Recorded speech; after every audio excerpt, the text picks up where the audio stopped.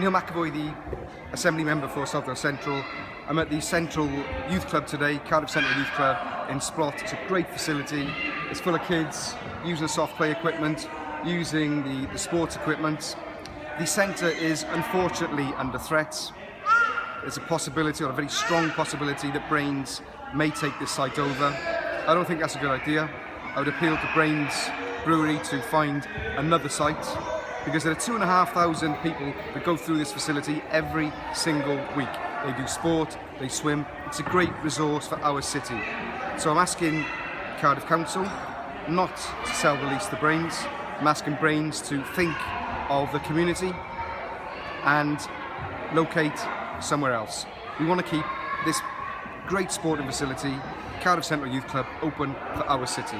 Okay, we're circulating another petition to the Petitions Committee in the Assembly. Please sign it and let Brains know and let the Council know that we want to keep this open. Okay? Diolch yn fawr. Thank you very much.